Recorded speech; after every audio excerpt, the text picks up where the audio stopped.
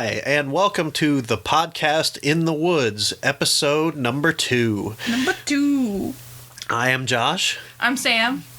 And this is technically Easter Sunday. This isn't going to release anywhere near Easter. I think we're still recording a couple weeks in advance, so yes. Easter will have probably been like 2 weeks ago. If you're two or three at this point. If you're playing Animal Crossing, though, happy Bunny Day and congratulations, it's over. You made it. The Bunny Day crap is over. No more eggs that are fish that are eggs. I hope you're sitting there in the future knowing that there's no more eggs coming up when you try to fish or.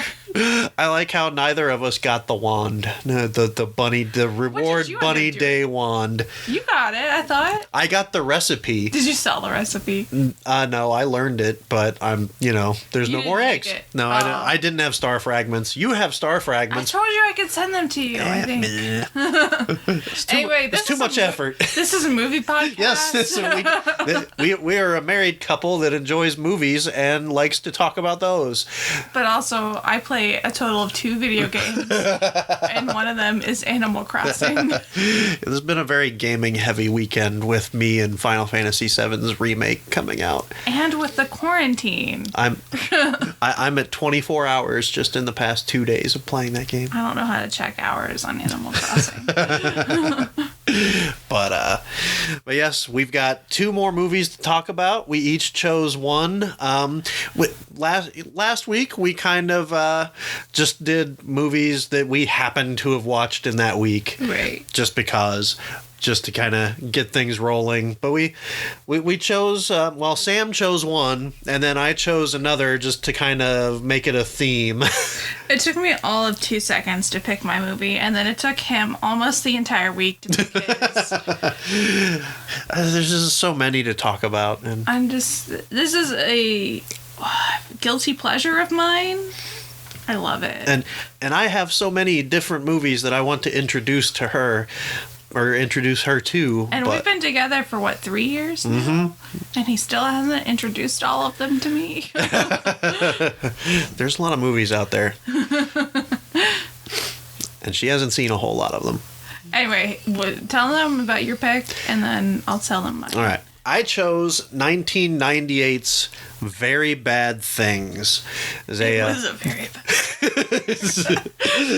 It was written and directed by Peter Berg, who he's been on some TV. He did Chicago Hope, but I most know him for being the main character in Wes Craven's 80s horror movie Shocker. And then I picked the movie called Night and Day, but night is spelled with a K. It stars Tom Cruise and Cameron Diaz. It was written by Patrick O'Neill and directed by James Mangold. 2010 movie. The Washington Post called it utterly delightful. And you know what? It is utterly delightful.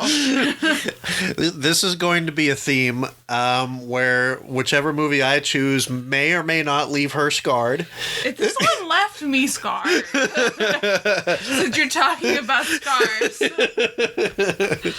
But she chose hers first because Cameron Diaz and Tom Cruise. It's an adorable little movie. And then you tortured me. You punished me. My movie is also a Cameron Diaz movie, so this is our Cameron Diaz episode. This is Cameron Diaz at her worst and her best. No, she's perfect in everything in all that she does. I enjoyed her a lot in Very Bad Things at the end. I enjoyed her a lot in Night and Day, and I did not enjoy Very Bad Things at all. I think we're going to talk about Very Bad Things first. We should. It'll be the most entertaining, so then if people want to check out by the end of it, that's fine, because I'm not going to have a lot of funny things to say about Night and Day other than that I really enjoy it. Yeah. Because it's one of my favorite movies. Well, I might have some more critical things to say about it I will shut them down. Just because I did personal preference, Tom Cruise, I just can't I can't deal with him. But it's so cute. I like a Tom Cruise movie. What's the one Tom Cruise movie? The Edge of Tomorrow. That is a really good movie. Basically, what's it called? They renamed it. Yeah, it's like Live, Die, Repeat. That's a stupid name, but it's a good movie. Edge of Tomorrow was fine. I liked that name. And Emily Blunt's awesome, and I don't even think of it as a Tom Cruise movie, which is kind of why I like it. Although, I'm not going to hate on Night and Day. It's an Emily Blunt movie. She's perfect. Speaking of people who are perfect, Emily Blunt.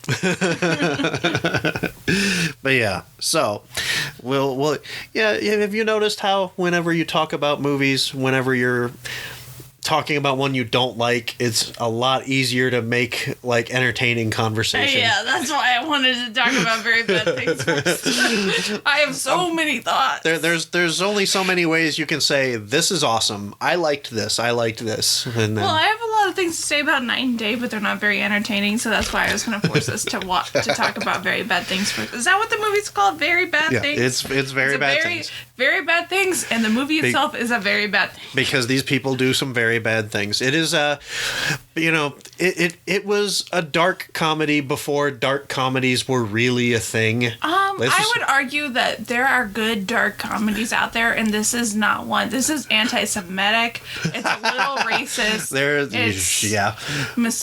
Is it misogynistic? Or? Yeah, it's pretty. I'll just add that. I'll throw that on there. It's not. I mean, when you've got a dead hooker, it's hard to not be sexist. It's traumatizing. I mean, I guess in a certain way it's entertaining. But I would prefer if you had shown me one of your horror. I can't say horror. This was nice and bloody. This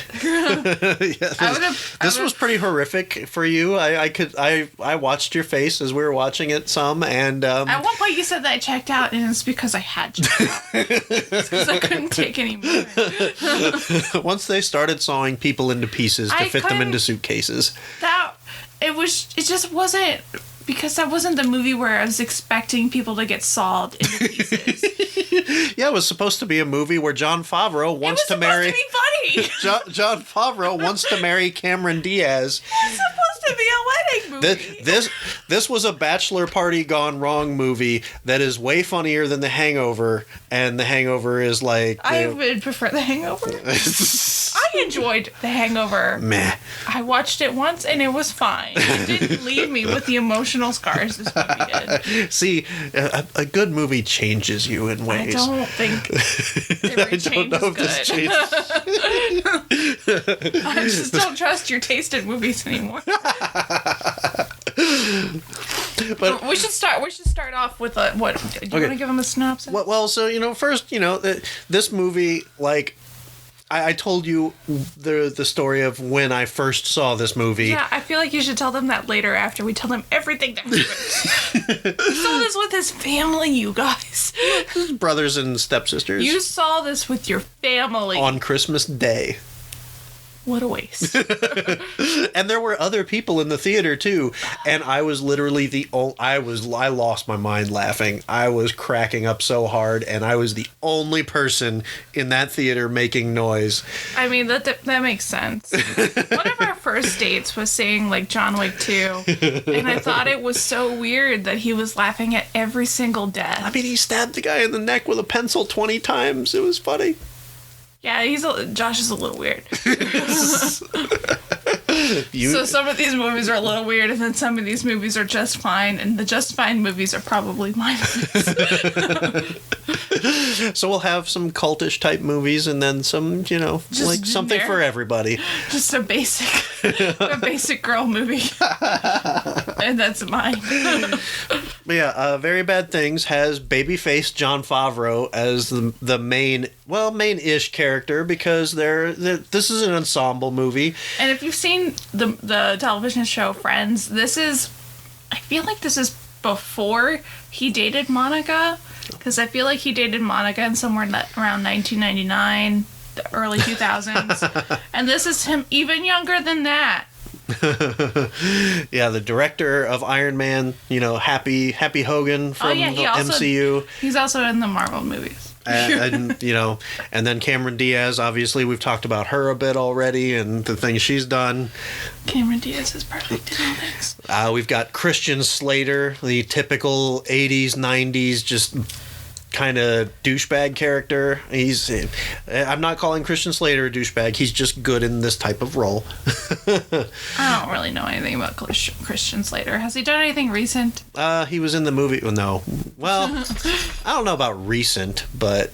We should point out that our marriage has an age gap in it. I'm a millennial. He's a Gen... Are you Gen X? I'm Gen X. We're different generations here, so that's part of why we have different movie tastes. What is the joke I always make? I'm Gen X, but I, in ways, identify as millennial. You identify as a millennial. You're an honorary millennial. Yeah, I don't have money, so I don't have a good job, so I fit that role too. The boomers ruined my life just like theirs. What? I think their lives are probably fine. I don't know anything about boomers. I don't really know many. Let's see, who else is in this movie? We got Jeremy Piven, another one of those like old school douchebag types. The Entourage, was that the show that he's... Is that the... I compare this movie to Entourage. We'll get there later. I'll make that comment later. And it's got the one of... Oh, man, I always forget the guy's name. The frizzy-haired guy in the Home Alone movies. One of the two... He looks a lot better in this movie than he did in Home Daniel Alone. Stern. That would be his name. Mr. Stern. And also, just another random guy, a man named Leland Orser, plays Moore. He's the quiet friend. So he just listed off a bunch of generic white dudes. Yeah. I only care about Jon Favreau. Yeah, but yes, Jon Favreau and Cameron Diaz's characters, they're getting married, and evidently Cameron Diaz is a bridezilla before that term really got popular. Okay, so yeah, they are planning a wedding, and this is right before Jon Favreau's character goes on a honeymoon. Not honeymoon. Sorry. The bachelor party. The bachelor party. Because she's very salty about the bachelor party. Yeah, I'm sorry, I forgot the terms. She hates his friends, which, we will find out why. I don't even know the characters' names. That's where this movie took me. I mean, I don't really know their names anyway. There's no... Let's just call them by the actors' names. I just know who kills who. Yeah. So, Jon Favreau's going on bachelor party to Vegas because he's basic. Yep, Christian Slater is throwing the bachelor party as the best man in Vegas. And yeah, he's evidently got a hooker for them and a ton of cocaine and drugs, and yes. The bachelor party scenes are typical 90s, just white dudes being white dudes. It looked so sad. They looked so sad about that. It's because they're just doing drugs with themselves alone in a hotel room. And get a hooker. Yeah, they get one stripper / one hooker / it's just one person. But basically, can we talk about what happened before they even got to the bachelor party? One, I don't know what job these guys do. Like, what is any of their jobs? they had a lot of office scene. They work in the same office too. Most of them. They had an office scene, but it wasn't clear what they do. They were just like, you gotta get your numbers together before we leave for the weekend. What are the numbers for? What do they do? What does Cameron Diaz do? Why does... And then there's like a whole argument about these chairs. What does Cameron Diaz do? She makes this elaborate floor plan with all of the seating arrangement with actual models of chairs instead of just listing cards with people's names on them. Yeah. She doesn't make a backup of it. Her entire life is about getting married and putting on this wedding. Yeah. And she is bound and determined to interfere with her husband-to-be's bachelor party by making him get... evidently there's a situation with their chairs where they're not going to get padded chairs anymore when they wanted padded chairs, and he's got to call somebody, and he's very busy trying to leave, and he's just like, no, I'll take care of it. Guess what? He's not taking care of shit. Well, he tries to call the company on like a phone, like a car phone or a cell phone on the way to Vegas, and his friends were being so utterly annoying. Like, I don't care what, like, at our own wedding, I don't think our chairs were padded. I don't really care. Yeah, everybody lived. And, like, well, I mean, I care about her, I guess. I shouldn't make that. I sound like a bad person. Anyway, I don't care whether or not the chairs were padded or not. I care about the fact that his friends were awful. And they would not stop talking while he was trying to make an important phone call about his wedding. Like, you guys are going to spend the next, 48 hours together? You can just shut up for 5 minutes while he tries to talk to these people about chairs. Yeah, this movie has so much testosterone in it. And yeah. All right, so sorry for interrupting you earlier. We're in the bachelor party. They're just in a random ass Vegas hotel room, and they're snorting cocaine and drinking and watching Ultimate Fighting Championship on TV because of course they are. I just thought it was so sad and pathetic. And it's just, a bunch of dudes blowing off steam, I guess. I don't know. I guess. Yeah. Full disclosure, we didn't really have a bachelor party of, or a bachelorette party. We just had both of our groups of friends come over and played board games all day because we're giant nerds. Yeah. And it was a lot of fun. When I picture a really good bachelor party, I picture Ben Wyatt's bachelor party on Parks and Rec. That was my bachelor. Because they had 5 different things, and they were all super cool, and it didn't involve anybody doing illegal drugs or killing anybody. And Ben Wyatt just played Settlers of Catan with his coworkers and had fun. And Can I just say that Ben Wyatt is one of the best people to have ever existed, even though he's fictional. Ben Wyatt is Sir not appearing in this movie. I don't think we could call any of these people a good person. No. I mean, Jon Favreau, he's not awful. He's a bad person. If somebody dies, you call 911. You don't. Okay, I'm jumping ahead. I will. I'm going to save this tangent after you tell them that they killed the hooker. We're right where we are, where Jeremy Piven takes the stripper into the bathroom and has sex with her. And impales her head on the bathrobe hook on the back of the door. And, yeah, it's it's something else. And instead of being good people and calling 911 and being like, look, we messed up, they decide to try and cover it up. Yeah, because they're bad people. Jon Favreau, he just wants to get married. He doesn't care what his friend has done. He should care about what his friend has done. Yeah, he should. His friend has killed a person. Yeah, and the scene itself is pretty horrific. I mean, she's just hanging on the wall. I got way more traumatized about what happens next. Yeah, a security guard comes to investigate all of the noise that's been going on because, again, lots of loud, drunk, drugged up morons breaking things. Yeah, in the midst of the sex worker dying, one of the other partygoers falls through a glass table, and I think that was the main complaint that caused the hotel security to come and check on them. And they've almost got him talked out the door. He's on his way out. He's laughing and yucking it up with them, and they bribed him a little bit. And you know what? These people are so stupid, because if they would just shut the bathroom door like smart people, he wouldn't have seen the security guard. The poor security guard would not have seen the dead sex worker. Well, and you mentioned racism earlier. Yeah, okay. So we've got the sex worker is an Asian girl. Yeah, my point. Security guard is a black man. These are the only people of color that have been in the movie so far, and they're not going to last. Yeah, it was frustrating to me that the only minorities in the movie were both murdered very quickly. And the next person to die is a Jewish person. So, our track is still not that great. Yeah, like I mentioned earlier, this movie is anti-Semitic because there's so many anti-Semitic jokes. Christian Slater makes many anti-Semitic jokes at Daniel Stern's character. And even though Daniel Stern's character is seemingly fine with them, that's not okay. They're still anti-Semitic. So, yeah, I mean, this is the late 90s. This is just the way stuff...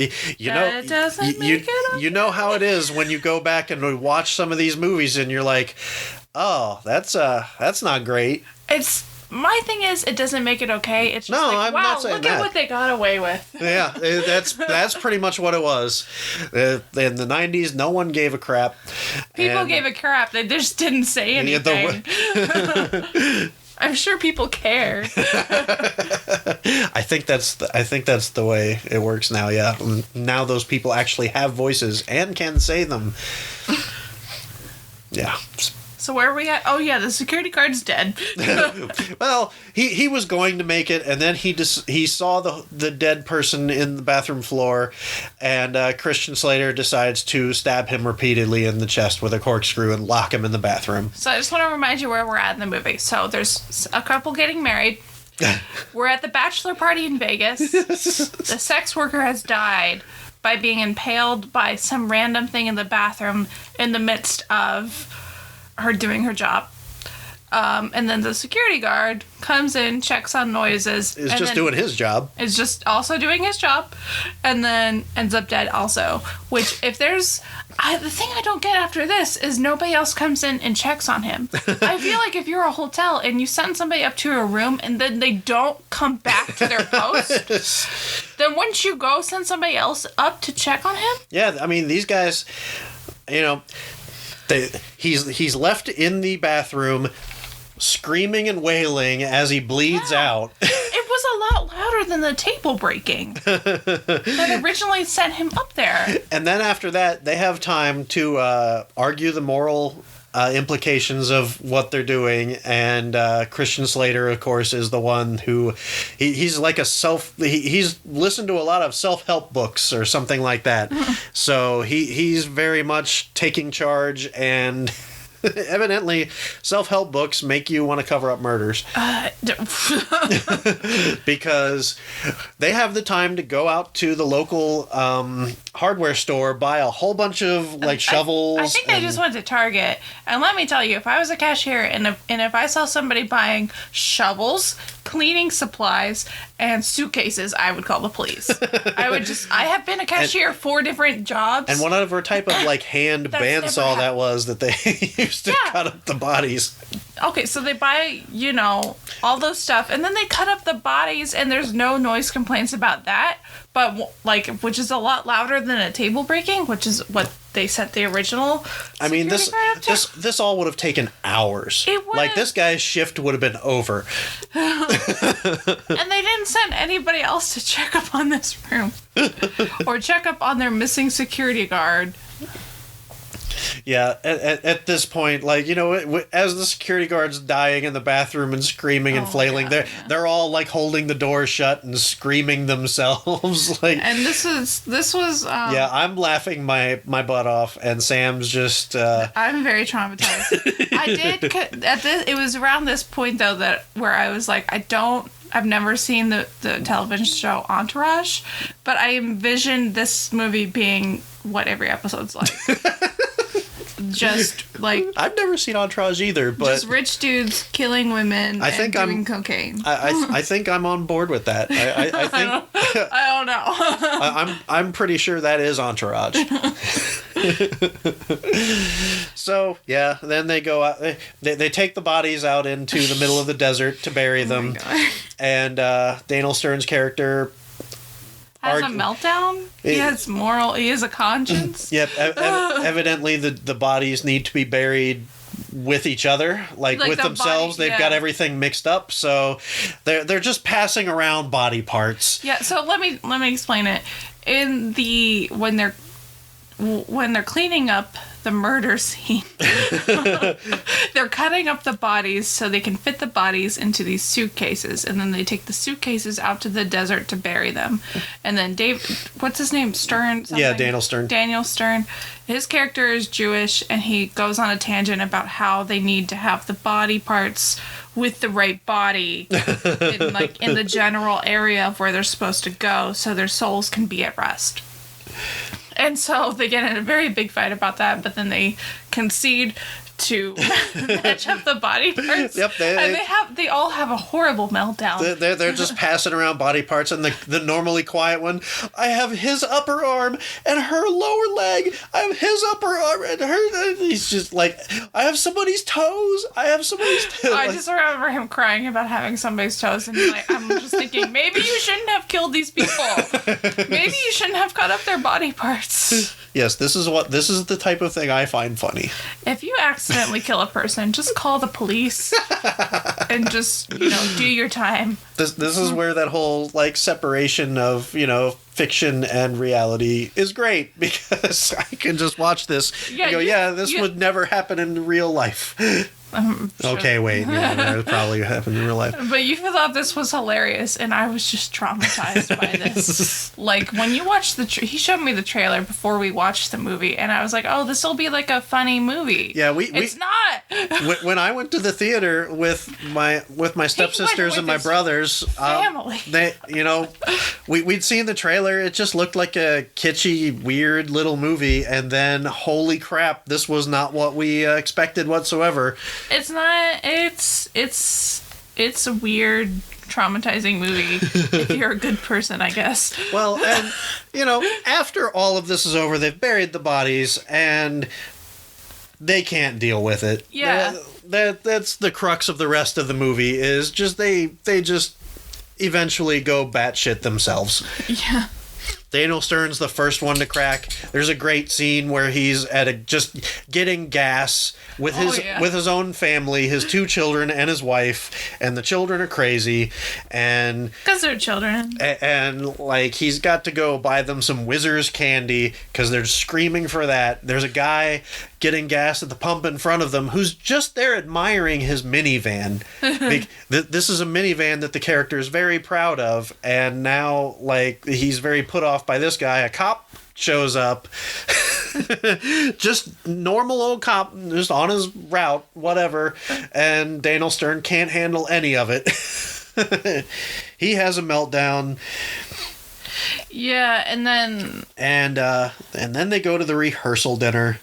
Yeah, okay. So we're post bachelor party, and now, with weddings, they have a rehearsal dinner, and then they have the actual wedding. At this point in the movie, we're at the rehearsal dinner. They had a very formal rehearsal dinner. Well, most of them do. We had a very relaxed rehearsal dinner and a very relaxed wedding. But they had, actually there was like a fitting for their suits before the rehearsal dinner at some point, in which the men were very sweaty during that and agitated during that fitting. Yeah. Wasn't much of a scene. Yeah. And then after the train, just him trying to get gas and him just failing at being a human being. So we're at the rehearsal dinner, and he's still going crazy. Yeah, because he has the most conscious out of all of them. And then he gets in a fight with his brother, who was also on the bachelor party and was the one. Jeremy Piven. Yeah. He's the actual murderer. Well, one of the 2 murderers. Well, I contend that he's not a murderer with the sex worker. He didn't intend to kill her. He just was on drugs and should be in jail. But would that be involuntary manslaughter? It'd be manslaughter of something. I don't really know. He wasn't a murderer. He just was a bad person. But yeah, he gets in a fight with Stern. Everybody's fighting, and Christian Slater is just trying to calm everyone down. So is Jon Favreau. Yeah. And Cameron Diaz just comes outside and because they're giving the toast and the husband isn't there. Remember that Cameron Diaz is in this movie. She's the bride.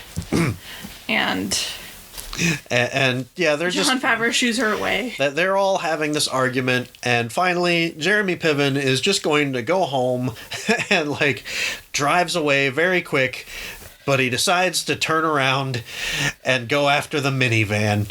Yeah, and then his brother steps in front of the minivan as if he thinks he could stop a moving car. He's going to defend the minivan from a Jeep of some type, a big SUV. And yeah, so basically the brother now kills his... Yeah, the brother has, he was driving off, he gets mad, he lets his emotions take hold, Which, don't make any decisions while you're emotional, especially if you had just killed a person and, like, buried some bodies out in the desert. Just, like, don't make any more decisions. Already, your decision making is already flawed. Just go home. But he decides to turn around and try to, like you just explained it, he drives his car flying towards this minivan, and then he ends up ramming his car into his brother and killing him. He's not dead. He's just critically injured, and while they're in the hospital, he whispers something to his wife, who hates everybody already. As she should. She is justified. And now they're all terrified. They don't care that their friend has just died. They care about what he may or may not have said to his wife. Yeah, they go to the hospital. He survives long enough to whisper to his wife, and then he dies. And then after that, I kind of forget. I was zoned out because I was traumatized. Well, they all go over to talk. They go over to talk to her and find out what she knows. Did we ever find out what he said to her? She does. She just knows that they did something terrible in Vegas. Well, she doesn't know what.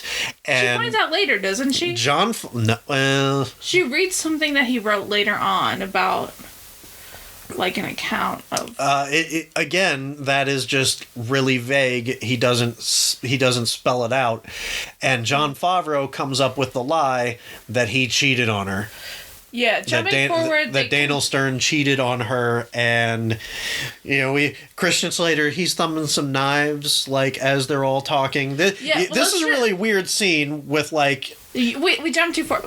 Jumping forward. Her husband has died, and they're in a different scene now where the remaining 4 men are now confronting the widow, his wife, and that's where they come up with a lie that her husband cheated on her. He didn't. But they lie and they say she believes it because she doesn't know any better.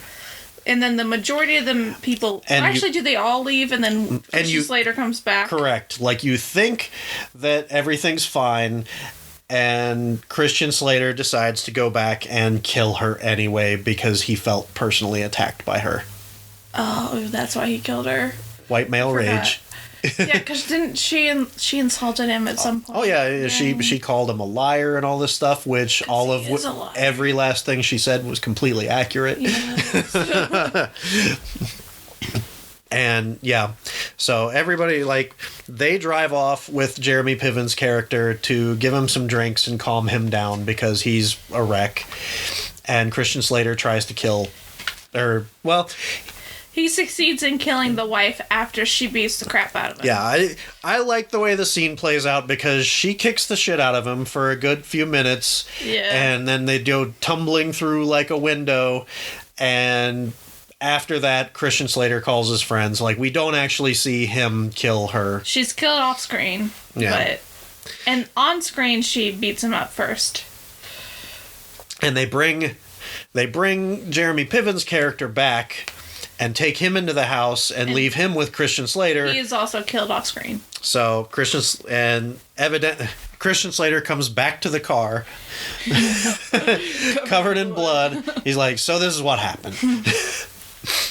So evidently, like, he cooks up a lie about Jeremy Piven's character liking Daniel Stern's character's wife and how it's a murder-suicide.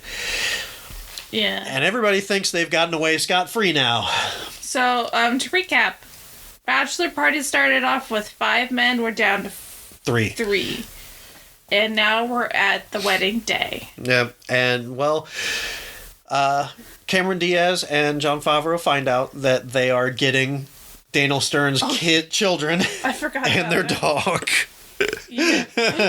The children are awful too. I mean, they're children, so they're particularly awful children. And this is bad enough, and they're not going to get insurance money. Yeah, because he had term life insurance, but he lapsed on the payments. Yep, he missed some payments, and so they're not getting that. They're only going, instead of getting $150,000 or even $300,000. they're going to get about 14. Yeah, because it was like, oh, you're getting the house, but also there's 3 credit cards that they got to pay off, and then all of this other crap they got to pay off. Yep. And no life insurance, so they get about $14,000, 2 kids, and a dog. Which, honestly, I wasn't even thinking of insurance or getting money at all. I'm just like, oh, man, their friends are dead. And, and now they're stuck with their kids. But Cameron Diaz is just full speed ahead. Like, none of this phases her. She's still getting married. It should have phased her. Yeah, she should have ran screaming. She should have ran. She could have called up that wedding. But Screw your deposits, like... No, the wedding is still happening. For some reason, she wants it to happen. So we're at the wedding, and Christian Slater gets a moment alone with the husband-to-be, and he wants a part of the insurance money. Did Jon Favreau's character ever get a chance to explain to Christian Slater's character that there was no insurance money? Nope. He tries to go get married, and Christian Slater takes him into the bathroom and starts choking him out. Oh, yeah. And that's when I start to like Cameron Diaz. That's when you start to... Because she bursts into the bathroom with a big giant, like lampshade pole something, and just smashes Christian Slater's face into the ground repeatedly.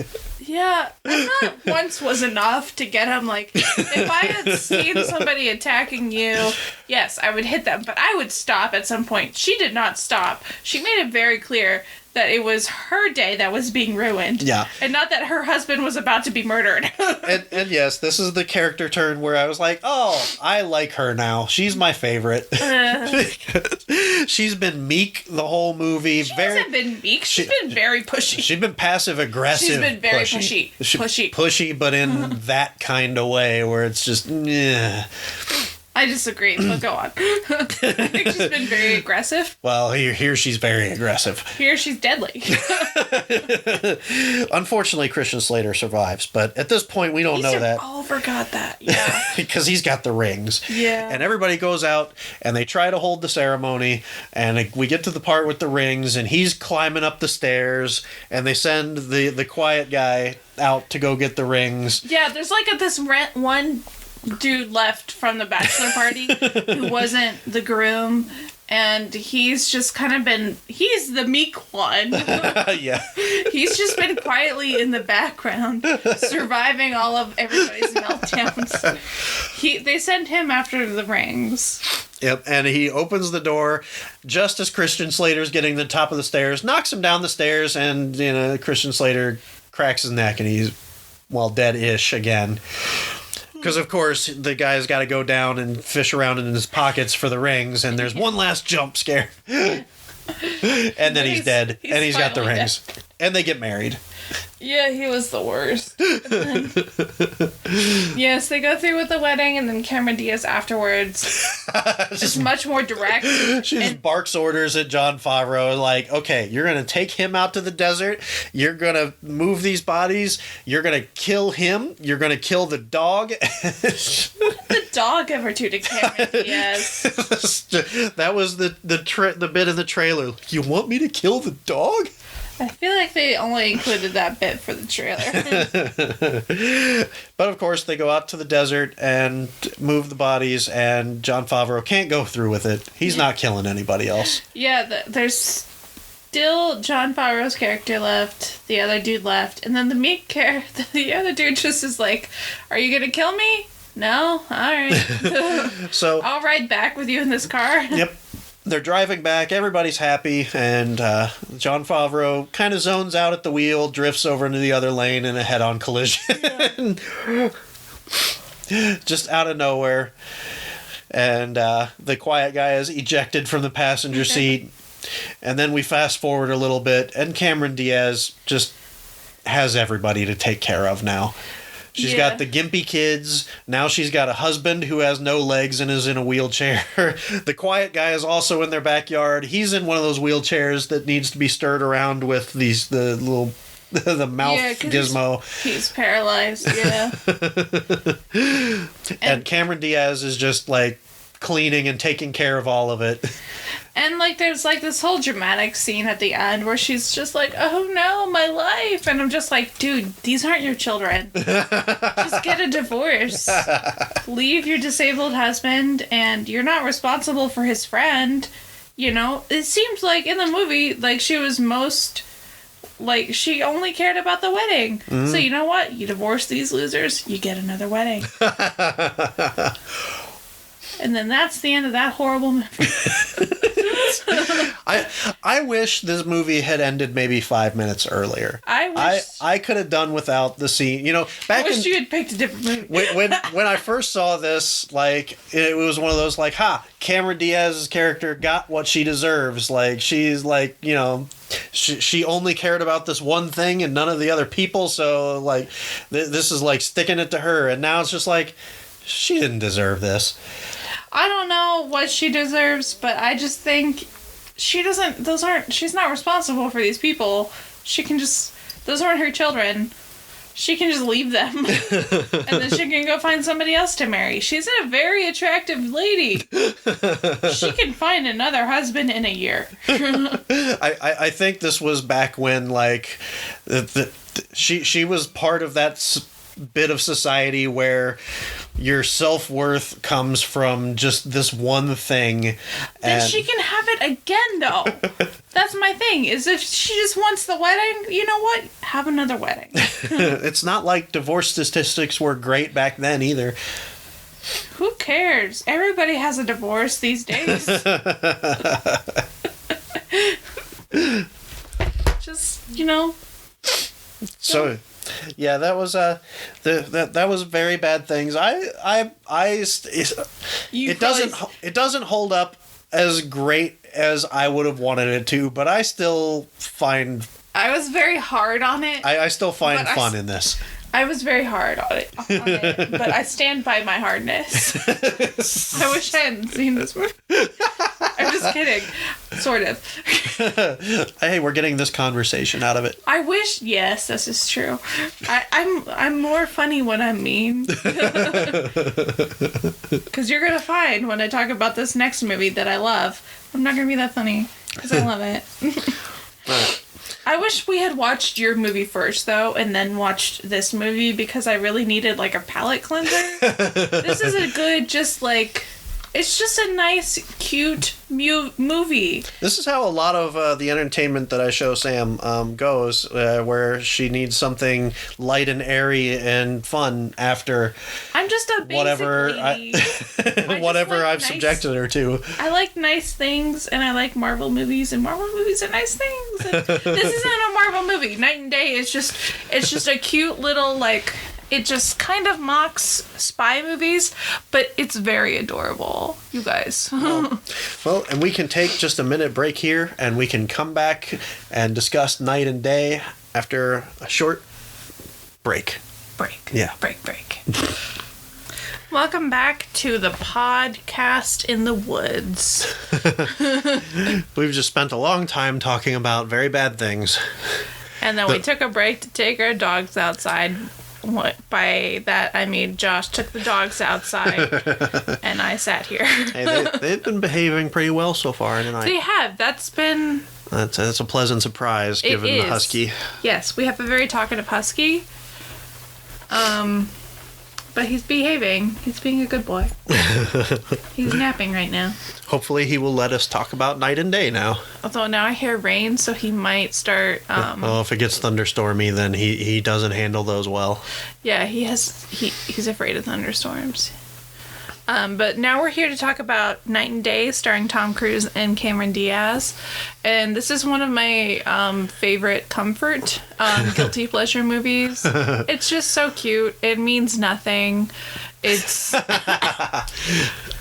just an adorable love story involving spies and explosions. This is very much like a parody of, like, spy movie type things. It's a good.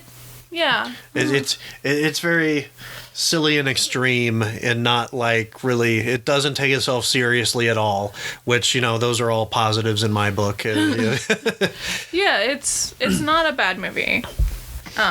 I mean, unless you're cultured or something, then it might be a bad movie. But it is delightful. It's cute. Anyway, I'm going to start off by saying it starts off with Cameron Diaz's... Oh, wait, do you want to say I'm going to start off by saying this movie has a much higher body count than the movie that we just talked about.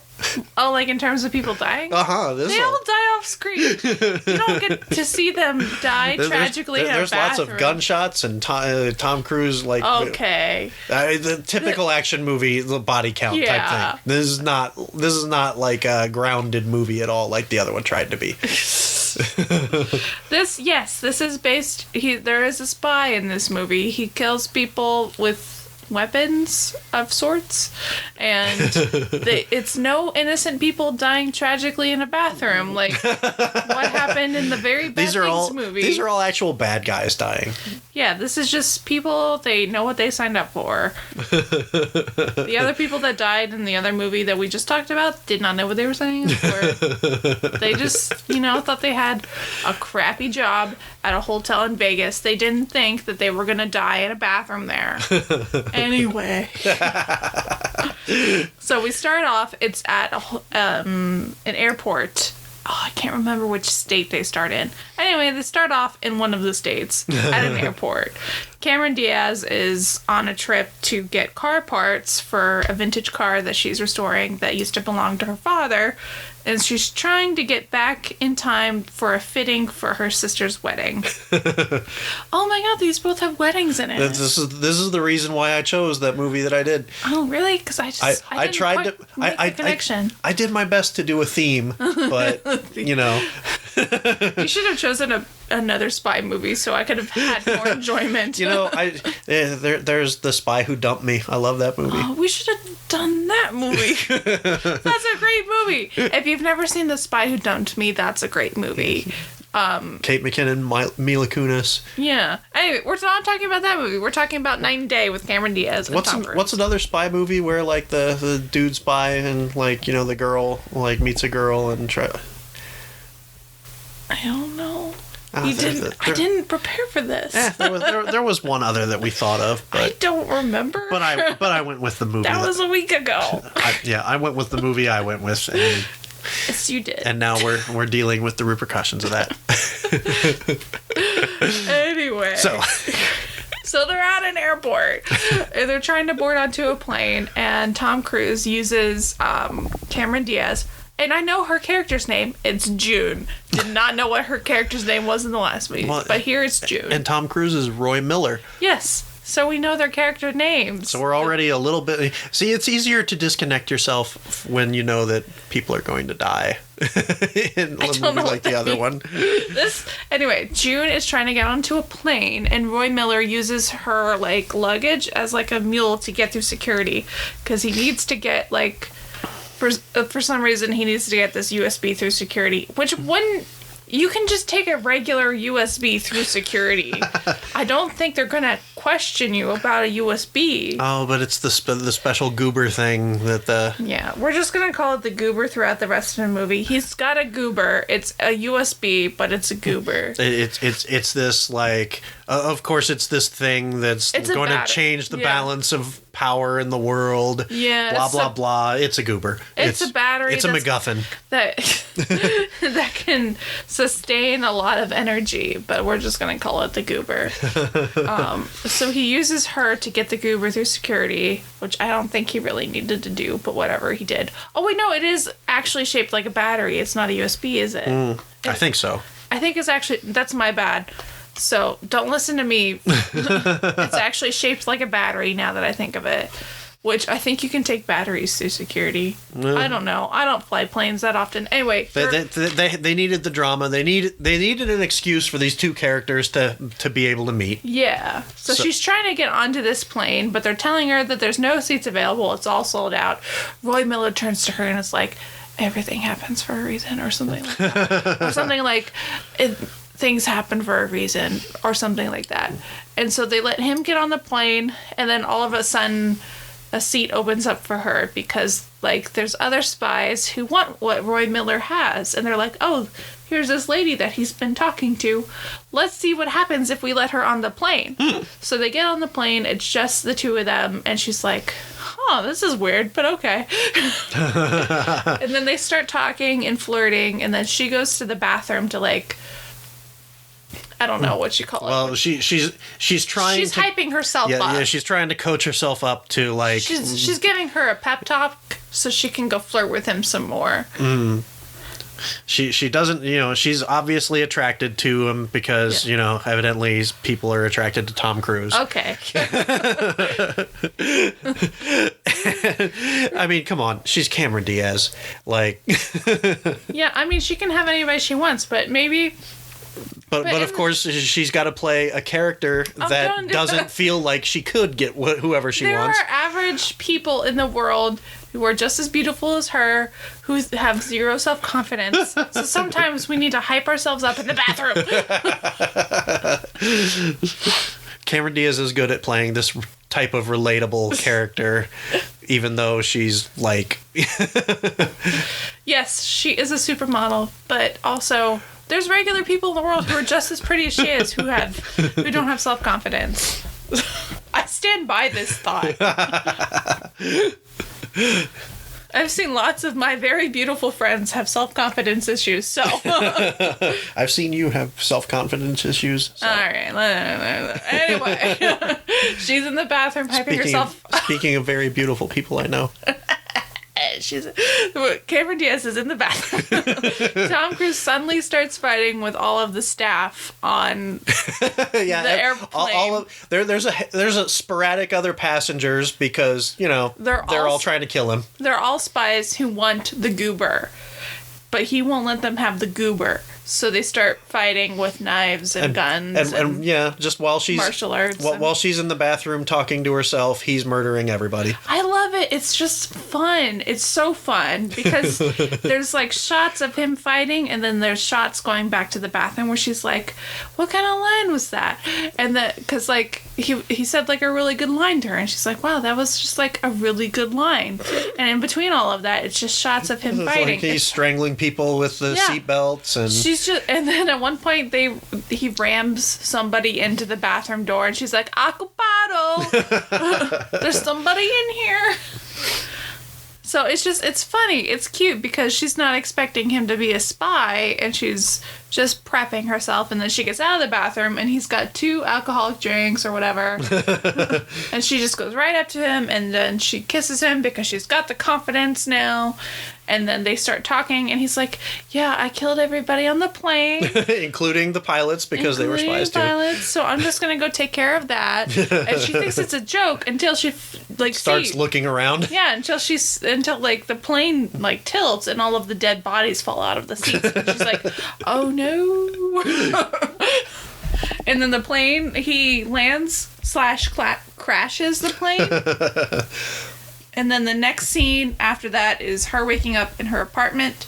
He's left notes for her. He cooked breakfast for her. He cooked breakfast after crashing a plane and saving her life and taking her home. There's breakfast for her. And she's going to have problems wrapping her head around all of this still. And she didn't eat the breakfast, but... She goes to her sister's fitting. She goes to the dress fitting for her sister's wedding.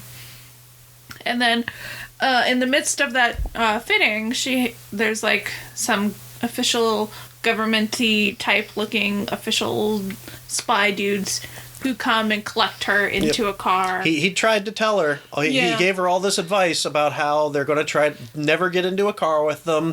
If they tell you that you're going to be safe, that just don't listen. If they keep repeating things, you're going to die. Yeah. And she doesn't listen to a single thing. She just lets all of that happen. Yeah, and so there's this great car chase where he saves her, but also she's screaming throughout half of it. Yeah, her driver is dead, and she's trying to drive from the back seat, and he jumps an off ramp on a motorcycle and leaps off the motorcycle and lands on her hood. And he's so supportive too. He's like, "You're doing a great job." And then he's like, "Open the door," and she opens the door, and he's like, "That was great timing. You saved us." He's so supportive. He's so nice and supportive. But she still runs away from him after that, because after the car chase, there's a crash, there's a whole scene, and then she runs away. She meets up with this dude she was kind of dating, but is not currently dating, but this like fireman dude that she was previously dating. Who was Riley on the old TV, the Buffy the Vampire Slayer TV show. And his name on the movie is Rodney. So not that far off. This is one of Buffy's worst boyfriends, and I thought he was fine. Well, not worst. He's just a big milk toast. He was fine. He's okay. He's the Kmart brand boyfriend. He was fine. Anyway, and he's the Kmart brand boyfriend here too. Here he is also fine. June tries to tell Rodney about this dude, this weird spy dude who is after her, and how these other government people are after her. And Rodney's like, "LOL, what?" And then Roy shows up. And then Roy shoots him. But it's like a clean shot. Do you hear the air quotes that I'm making right now? It's a clean shot. He's like, come on, he's going to be a hero in the end. And then later on they see a TV, like a news report, and they're talking about how he's a hero. Yeah, and then like Rodney eventually convinces June to escape with him and go on this Roy journey. does. Oh, Roy, sorry. Too many Yeah, Tom Cruise's character, Roy Miller, convinces June to run away with him as they go on this adventure to protect the goober. And also they have to go find the scientist who made the goober. So wait, what were you going to say? A lot of this movie involves her just not being able to wrap her head around being, near a spy. Yes. And trust issues with him, and et cetera, et cetera. She's a normal person getting wrapped up into spy drama. So, and I love it. It's just... and it makes fun of, a lot of... Or it's, parodies a lot of spy tropes with the chaos and the car chases and all of the elaborate death scenes and all of the elaborate set locations. They go from this scene after Roy shoots Rodney in the leg, they go on to a warehouse where June does not handle it very well. She doesn't handle guns very well. She gets poison, and then there's Roy poisons June. Yeah, there's a whole montage of. Yep, there's a lot of people getting drugged. Yeah, they get captured, and he poisons June, so she's not aware throughout their capture, and then they end up on a deserted island in the middle of nowhere. Yeah, but he's taken care of all the bad guys while she's been passed out. And he takes her to his safe house. Yeah. And then she ruins it by answering a telephone call. Which, if he was a good spy, wouldn't he have gotten rid of her phone in the first place? Yeah, she would have not... he changed her outfit. He put her in a bikini. Yeah. And that's a whole really, cute, funny joke. You guys should watch it just to get... That's one of the funny jokes. And so she should not have had this phone on her. This was his bad. Yeah, he should have known that as soon as somebody called her cell phone when she was conscious, that she was gonna try and answer it. She's a nice lady. She's gonna answer phone. And so then they end up. I don't know where they go after that. In my notes, it just says Cold Place Train. It's the. They end up on a train because they're trying to talk to it's where the scientist they're going to meet up with him, and she thinks she's talking to the scientist at the bar. So we jump forward. They're on a desert island, and then they have to escape the desert island because she answers a phone call from somebody, and then the bad people find out where they are, so they have to escape the island, and then he poisons her yet again.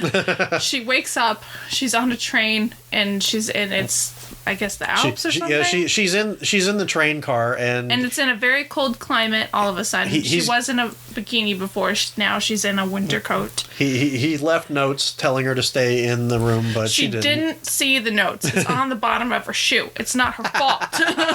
Yeah, so she sees this note when she's talking to the dude at the bar who turns out to be an assassin. Yeah, she wakes up in a cabin on the train. She goes outside of the cabin to find Roy not there. She goes to the bar. She starts talking to somebody at the bar. She thinks it's the scientist who created the goober, but it's a spy who wants the goober. They end up in a very fun fight in the kitchen. That was a fun fight. It was, because she starts to fight back. Mm-hmm. And so she eventually is she embeds a knife in the guy's chest. Yeah. And he just pulls it out. And she has a line about how gross it is. And then Roy, I think, kicks him through a window. Mm-hmm. And then he ends up dead. And she meets the real scientist of the goober, who himself is a goober. I forget his name. Is it Simon? Yeah, it's Simon. All right.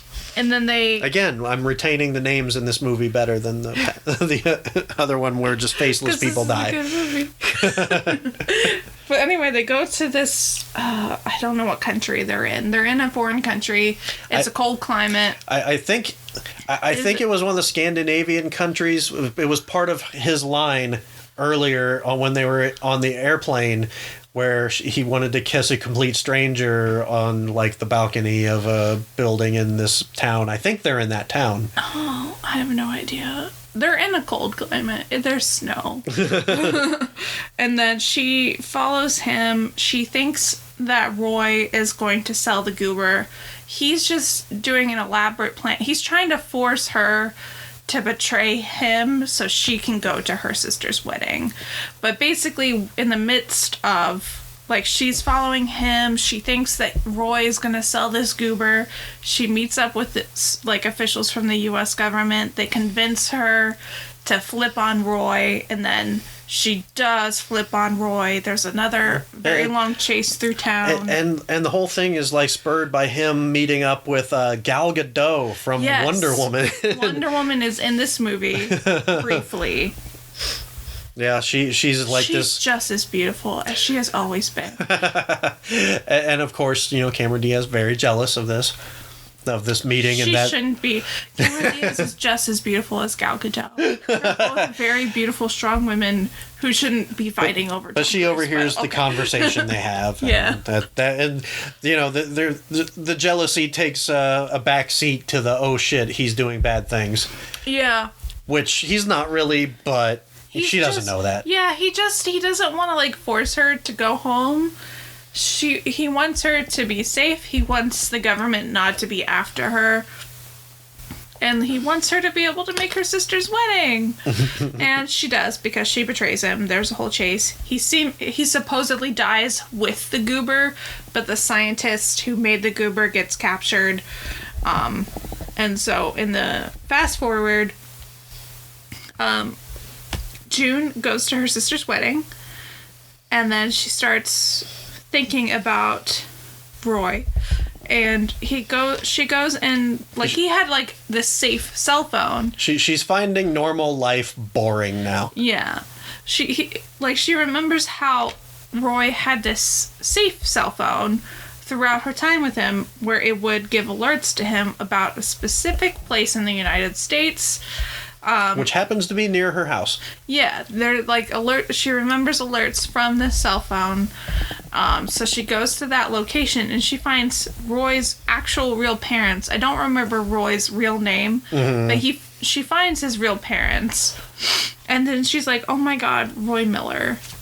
Hearts. She wants to find him. But she also finds out that he can hold his breath underwater a really long time, because they think that he died in service because he was in the military. They continuously... Her parents think that he died. And a long time ago. They have no idea what he's doing now, but they continue to receive prizes Yeah. from internet contests that they don't sign up for. They won Publishers Clearinghouse twice.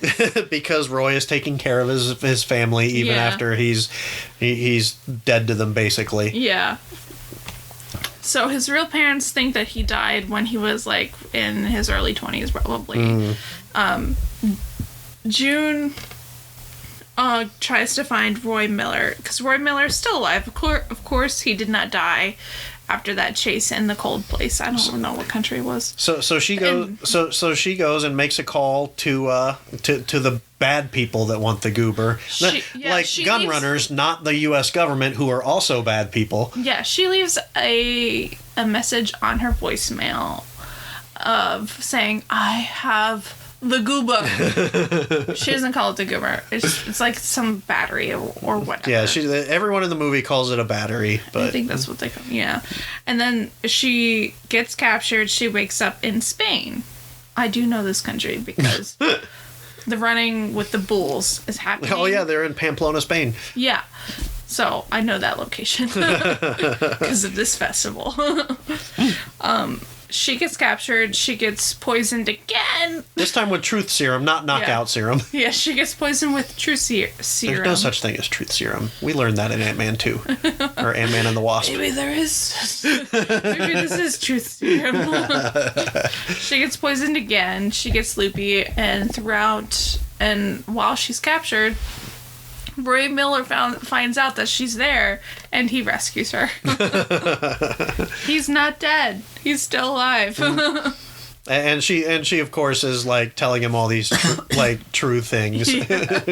My favorite part in the movie is after he's he's in the middle of saving her, and she's very put off because she doesn't think he's happy to see her. It's my favorite part, you guys. He's very business-like. The rest of the movie he's been kind of cutesy around her and just cracking jokes as he's killed people. Here he is very, very taking care of business.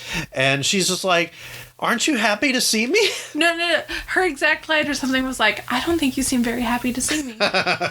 And he walks through a line of bullet fire for her. There's bullet fire going off everywhere, and he's just like, he just what? Strolls right up to her and lays a big kiss on her. It's my favorite part. Because he walked through gunfire for her. And then in my notes I have there was a chase through the running of the bulls, because that happens at the same time. They kiss, there's running of the bulls, and then in my notes I have explosion, escape, and South America. So after they go through the running of the bulls, and they somehow don't get impaled. They chase the people who have the scientist who created the goober, because Roy Miller still has the goober. And now the U.S. government has the scientist. Yeah. But it's like a rogue agent of the U.S. government. Meh. And he's trying to, sell it to the bad guys. I don't know who the bad guys are. But this rogue agent is trying to sell the scientist to the bad guys. And this would be one of the weak points of the movie. We'll get to that once we get through this part, but this would be one of my complaints, the lack of a real bad guy.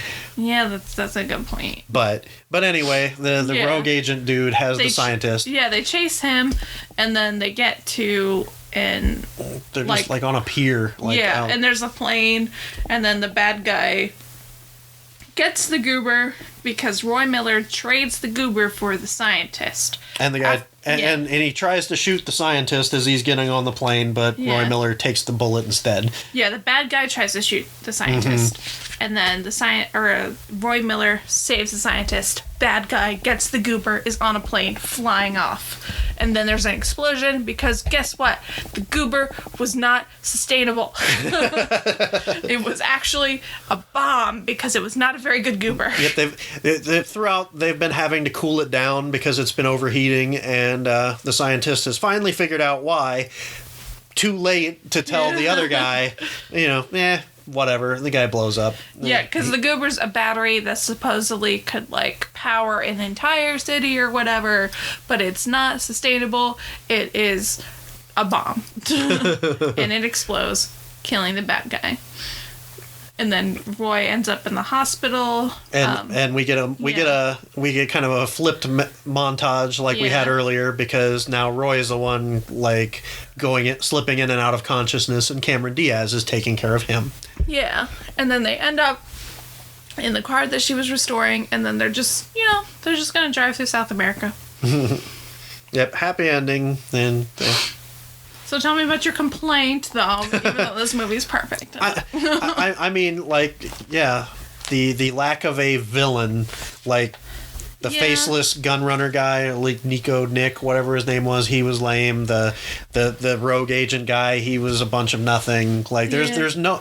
The most intimidating villain was the assassin on the train that we get legit one scene with. So like 2 scenes on them. Well, they were talking in one scene and then beating him up. It was all one sequence to me. Yeah, that's true. But yeah, I mean, it's just... Yeah, it's a minor criticism. It's a minor criticism because the movie is about Cameron Diaz and Tom Cruise's characters, and all these like they just need spy tropes. They just need things to do. But I think a villain could have helped a little bit.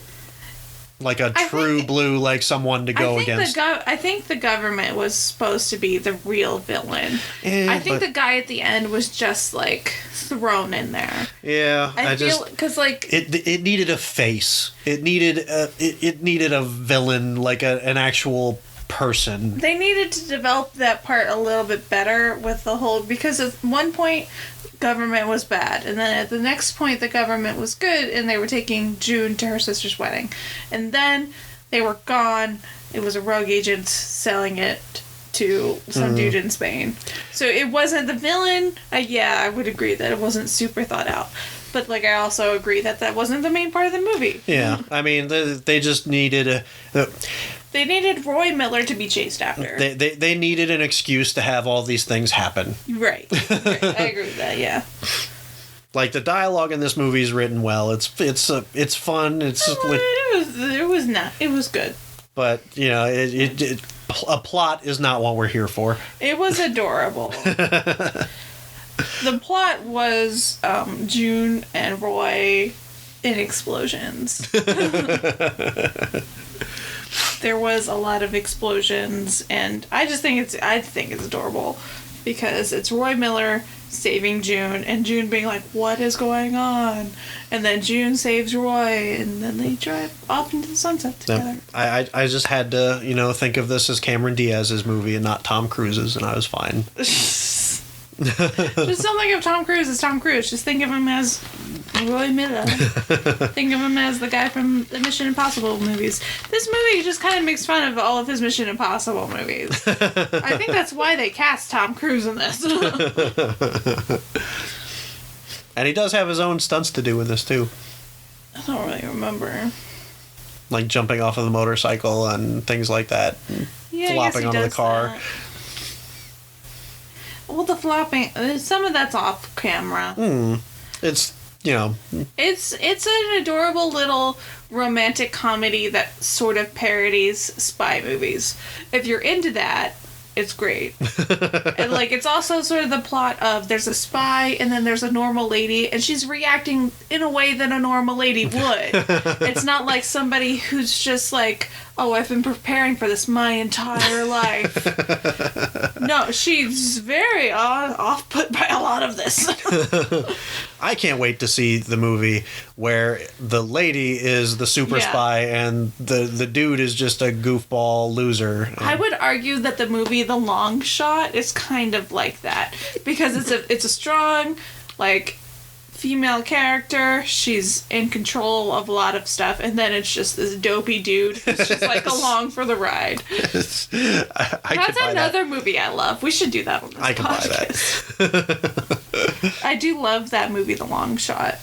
I want to watch that now. So yeah, this has been our Cameron Diaz spectacular. Yes. That Jon Favreau and Tom Cruise were also along for the ride. I wonder should we rate these movies? I give Night and Day a 10 out of out of 11. And I give Very Bad Things a negative 50 out of 55. I'd give Very Bad Things 4 lampposts to the face out of 5. Because she needed that 5th one to finish the job. What do you rate Night and Day? Oh. You can make up your own numbers. It's the game where points don't matter. What was that show? I'd say Night and Day would get 3 MacGuffins out of 5. I'm gonna assume that's decent. Yeah, this was a fun movie. It was a decent movie. I will love this movie until I die. There are better movies, probably. Oh, Red! It's the Red movies. Yeah. Those are the movies where it's a normal lady who gets caught up in like a spy. In spy stuff. Yeah. Those movies. I would recommend the Red movies, Red 1 and Red 2, to anybody. Those are pretty fantastic. Those are wonderful movies. Those are a lot of fun too. I love them. And yes, I think I enjoyed Night and Day a lot more than you enjoyed Very Bad Things. Yes, I would agree with that. I was not traumatized by Night and Day. I sort of apologize for all of the mean things I said about every, what is it called? Very Bad Things. Uh-huh. But I also 100,000% stand by them. It was... I did not like seeing the security guard getting murdered. It was very upsetting. And I've seen a lot of your horror movies, and I just feel like it was mean to the security guard. She's got more empathy for the security guard than for any of the camp counselors in Friday the 13th. Oh, yeah, I really do. Those poor they should know that when they go to a camp in the woods. They know what they're taking their lives in.